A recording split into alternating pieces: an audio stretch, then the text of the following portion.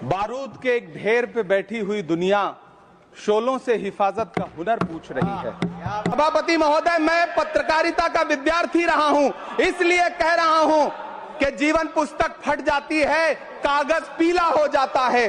जीवन पुस्तक फट जाती है, कागज पीला हो जाता है। सोच के देखो हर एक मौसम क्यों जहरीला हो जाता है।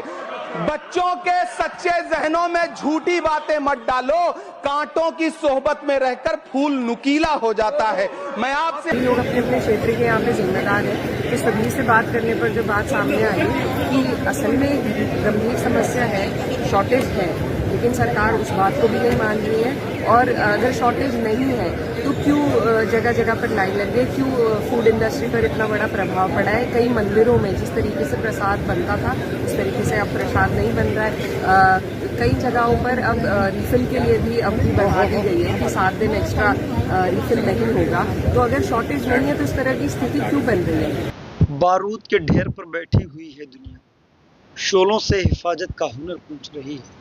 हेलो, मैं दानिश। वीडियो की शुरुआत में आपने इमरान प्रतापगढ़ी साहब के देश की पार्लियामेंट में दिया गया एक भाषण की एक छोटी सी क्लिप देखी है। मैं आपसे रिक्वेस्ट करता हूं कि इस कंप्लीट वीडियो को ज़रूर देखिएगा। आपके मुद्दे हैं, बेरोजगारों के मुद्दे हैं, महंगाई को लेकर के मुद्दे हैं, देश में जो भी समस्याएं हैं वो सारे मुद्दे इस वीडियो में आप जरूर देखिएगा। इमरान प्रतापगढ़ी साहब उठाते हुए नजर आ रहे हैं। यहाँ तक वो मुद्दे उठा रहे थे, उनकी आवाज़ भी बंद कर दी गई, यानी उनकी माइक बंद कर दी गई। इमरान साहब चीखते रहे, चिल्लाते रहे। बाद में क्या हुआ, उनकी तस्वीर तक, उनकी फ़ोटो तक फ्रेम में नहीं ली गई। लेकिन इस वीडियो के बाद में देखने के बाद सांसद दिकरा सिंह जी को भी ज़रूर सुनिएगा। वो भी देश की जनता से, हुकूमत से, प्रशासन से, तमाम बेरोजगारों को लेकर के सरकार से कुछ सवाल करते हुए नज़र आ रही हैं। आइए मेरे डीएल गोल्डन न्यूज़ चैनल को जरूर सब्सक्राइब करिएगा। दोनों वीडियो हम बारी बारी से जरूर दिखाएंगे। पहले इमरान प्रतापगढ़ी साहब का वीडियो देखिएगा और बहुत तूफ़ानी शायरी भी कही है, पक्ष विपक्ष सब ने मिलकर के तालियां बजाई। मुझे तो ये भाषण और नौजवानों के हित में, परेशानों के हित के लिए इमरान साहब को ज़रूर सुनना चाहिए। शायद इमरान प्रतापगढ़ी साहब की यही उनकी एक पहचान है, इसीलिए लोग उन्हें सुनना पसंद करते हैं, देखना पसंद करते हैं। इमरान साहब को सुनते हैं। गढ़ी जी, धन्यवाद सभापति महोदय। बारूद के एक ढेर पे बैठी हुई दुनिया शोलों से हिफाजत का हुनर पूछ रही है। वाह। कभी नेता प्रतिपक्ष राहुल गांधी ने कहा था कि भाजपा ने पूरे देश में नफरत का केरोसिन छिड़क दिया है। सच बात तो यह है कि सिर्फ केरोसिन नहीं छिड़का है, बल्कि चिंगारी भड़काने के लिए सरकार ने मीडिया के हाथों में माचिस की तीलियां भी थमा दी हैं। 2 सितंबर 2021 को जमीयत की एक याचिका की सुनवाई करते हुए मुख्य न्यायाधीश एनवी रमन ने अपनी टिप्पणी में कहा था कि देश में मीडिया का एक वर्ग हर चीज को सांप्रदायिकता के पहलू से दिखाता है। टीवी स्क्रीन पर किसानों की बदहाली और नौजवानों की बेरोजगारी पर बहस के लिए कोई जगह नहीं है, क्योंकि प्राइम टाइम के लिए लब जिहाद, लैंड जिहाद, ओट जिहाद, थूक जिहाद और यहां तक कि यूपीएससी जिहाद जैसे कार्यक्रम बन रहे हैं। टीवी स्टूडियो अदालत बन गए और कानून की किताब की जगह टीआरपी से फैसले तय हो रहे हैं। भारत के संविधान और अदालतों के इकबाल पर मीडिया की हनक का बुलडोजर चल रहा है। गलती सरकार कर रही है, सवाल विपक्ष से पूछे जा रहे हैं। जो पत्रकार इस नफरती एजेंडे में शामिल नहीं है, या तो उनकी नौकरियां छीन के उन्हें घर बिठा दिया जा रहा है, या फिर सिद्दीक कप्पन की तरह जेल भेजा जा रहा है। रीढ़ वाले मीडिया संस्थानों पर एजेंसियों के छापे हैं और प्रशस्ति गीत गाने वाले एंकरों के साथ प्रधानमंत्री जी सेल्फियां खिंचवा रहे हैं। सभापति महोदय, कभी टीवी चैनलों के थंबनेल देखिए, बदन में सुरसुरी दौड़ जाएगी। मुस्लिम मोहल्ला, मोदी पर हमला, मौलाना खुल्लम खुल्ला, नफरत के बाजार में मीडिया हाउस के मालिकान अपना जमीन और ईमान दोनों बेच रहे हैं। इधर दिन भर चैनल पर मुसलमानों के खिलाफ जहरीला एजेंडा चल रहा होता है और उधर चैनल का मालिक शाम में जामा मस्जिद के शाही इमाम का मेहमान बनकर मोहब्बतों की अफ्तारी कर रहा होता है। चैनल के मालिक सेठ जी मुस्लिम देशों से गैस और तेल खरीद कर लाखों करोड़ रुपए कमा रहे होते हैं और इधर उन्हीं सेठ जी के चैनल पर मुसलमानों को गाली देने वाले कई शो चल रहे होते हैं। सोशल मीडिया तो और बड़ा जहरीला हथियार बन गया है। यूट्यूब पर व्यूज के लिए परोसा जा रहा सांप्रदायिक कंटेंट समाज के लिए कैंसर से कम नहीं है। सभापति महोदय, मैं पत्रकारिता का विद्यार्थी रहा हूं, इसलिए कह रहा हूं कि जीवन पुस्तक फट जाती है, कागज पीला हो जाता है। जीवन पुस्तक फट जाती है, कागज पीला हो जाता है। सोच के देखो हर एक मौसम क्यों जहरीला हो जाता है। बच्चों के सच्चे जहनों में झूठी बातें मत डालो, कांटों की सोहबत में रहकर फूल नुकीला हो जाता है। मैं आपसे अपील करता हूं सर कि आपकी निगरानी में एक सर्वदलीय कमेटी का गठन होना चाहिए, जिसका उद्देश्य सेंसरशिप नहीं बल्कि आने वाली नस्लों को मीडिया और सोशल मीडिया के जहरीले असर से बचाना हो। प्रेस काउंसिल और एनपीटीएसए को मजबूत किया जाए, देश तोड़ने वाले झूठे कंटेंट बंद।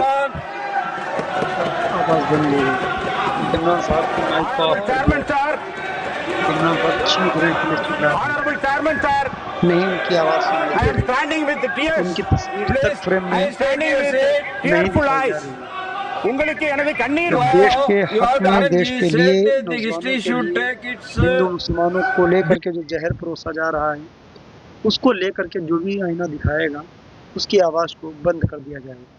ये इमरान प्रताप गढ़ी साहब की ताकत है और ये उनकी असली सच्चाई है कि इसीलिए लोग उन्हें पसंद करते हैं, सुनने के लिए आते हैं। आइए मैं सांसद इकरा हसन जी का एक वीडियो जरूर दिखाएंगे जो कि आप इधर साइड में देखने वाले हो। आइए इमरान प्रताप गढ़ी साहब के बाद में इकरा हसन जी को सुनिएगा।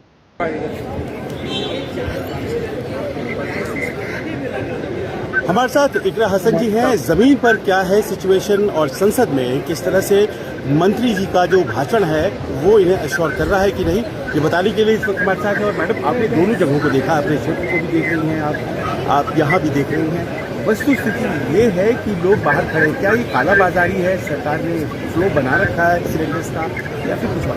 देखिए, जो रिपोर्ट्स आ रहे हैं कई स्टेट में बहुत ही बुरा हाल है और जो जानकारी हमें क्षेत्र से, सभी लोग अपने अपने क्षेत्र के यहाँ पे जिम्मेदार हैं, तो सभी से बात करने पर जो बात सामने आई कि असल में एक गंभीर समस्या है, शॉर्टेज है, लेकिन सरकार उस बात को भी नहीं मान रही है। और अगर शॉर्टेज नहीं है तो क्यों जगह जगह पर लाइन लग गई, क्यों फूड इंडस्ट्री पर इतना बड़ा प्रभाव पड़ा है। कई मंदिरों में जिस तरीके से प्रसाद बनता था उस तरीके से अब प्रसाद नहीं बन रहा है। कई जगहों पर अब रिफिल के लिए भी अवधि बढ़ा दी गई है कि 7 दिन एक्स्ट्रा रिफिल नहीं होगा। तो अगर शॉर्टेज नहीं है तो इस तरह की स्थिति क्यों बन रही है। विपक्ष ये चाहता है कि जो धरातल की जो वास्तविक स्थिति है उस पर हम और सत्ता पक्ष के लोग बैठकर चर्चा करें। हम उनसे जवाब चाहते हैं, उनसे आश्वासन चाहते हैं और ये चाहते हैं कि इस स्थिति को कैसे बेहतर करेंगे, रोड मैप क्या है उसके लिए, ये वो हमें समझाए और जनता को आश्वासन दें। आपने तो कल सुना ना, पेट्रोलियम मिनिस्टर कह रहे थे कि 28% प्रोडक्शन इंक्रीज कर दिया गया है। इसके अलावा जो सोर्स करने वाले देश हैं जैसे अमेरिका और कनाडा, नए देशों को जोड़ा जा रहा है। ऐसा नहीं कि सिर्फ गल्फ से दिया जा रहा है। तो उनका ये जब आश्वासन आता है कि नहीं कोई कमी नहीं है, एकदम फ्लो जो है स्मूथ है, फिर आप लोग पर अविश्वास क्यों करते हैं? क्योंकि सरकार के लोग तो ये भी कह रहे हैं, उनके कहने से स्थिति बेहतर नहीं हो रही है। लगातार धरातल पर जो स्थिति है वो बद से बदतर होती जा रही है और सरकार के लोग तो ये भी कह रहे हैं कि हमें फिर से केरोसिन पे, चूल्हों पे और चूल्हों पर आ जाना चाहिए। तो उनकी जो बयान है उसमें एक सेम टोन नहीं है। तो फिर हम कैसे उनकी बात को मान लें और तो हमें समझाएं, रोड मैप बताएं और अगर ऐसा है तो हालात सुधरने चाहिए। लेकिन लगातार हमें गंभीर से गंभीर स्थिति का जानकारी मिलती है। ये सरकार झूठ बोलती है। ये सरकार चाहती है एक नैरेटिव सेट करना कि विपक्ष सदन नहीं चलने देगा। लेकिन आप जरा बताइए, जनता बताइए, आज हम सप्लीमेंट्री ग्रांट्स पर डिस्कस करें, क्या वो हमारे लिए ज़्यादा जरूरी है या जो आज की गंभीर स्थिति है, जो हाहाकार की स्थिति इस देश में बनी हुई है, जिसके और जिस जनता ने हमें चुनकर यहाँ भेजा है, जो उनकी समस्या है उसको उठाएं। बिलों पर चर्चा तो हम बाद में नहीं कर सकते। और आपको ये बात स्पीकर पर चर्चा तभी लागू होती थी सीसी के ऊपर जो सिग्नेचर्स आप कर रहे हैं। तो दोस्तों, आप सांसद इकरा हसन जी का भी पूरा वीडियो देख चुके हैं, इमरान प्रताप गढ़ी साहब का भी पूरा वीडियो देख चुके हैं। इस बीच इमरान प्रताप गढ़ी साहब ने जिस तरीके से हिंदू मुसलमान को लेकर के, जिस तरीके से देश की मीडिया एक नया प्रोपेगेंडा शुरू करती है, चैनल के ऊपर लव जिहाद, यूपीएससी जिहाद, जो जिहाद हो वो सब एक तरफ ला करके घूम घर के मुसलमानों के ऊपर ठीकरा फोड़ देते हैं। लेकिन भाई इफ्तारी के वक्त जो जहर घोलने वाले लोग हैं वो मोहब्बत के इफ्तार में पहुँचते हैं और एक नया पैगाम देने की कोशिश करते हैं। जब वो लोग टीवी चैनल्स पर पहुँचते हैं तो उनकी ज़ुबान में उनका जहन बदल जाता है। तो आप क्या कहेंगे ऐसे लोगों के लिए जो कमाते तो हैं वहाँ से और नफरत भी उन्हीं से करते हैं? इमरान प्रताप गढ़ी साहब के वीडियो के साथ साथ इकरा हसन जी ने क्या कहा वो भी आपने सब सुना, इमरान साहब को भी सुना। वीडियो का पसंद आया तो मेरे डीएल गोल्डन न्यूज चैनल को जरूर सब्सक्राइब करें। आजकल मेरे यूट्यूब चैनल के रीच यूट्यूब पता नहीं क्यों ख़त्म करता हुआ जा रहा है, मुझे इसके बारे में जानकारी नहीं है। अगर पिछले कुछ महीनों से, कुछ दिनों तो नहीं, कुछ महीने से कहें या हम कहीं 1 साल हो गया है, 1 साल से मेरे वीडियो पर रीच यूट्यूब ने ख़त्म कर दी है कि स्ट्राइक आने की वजह से।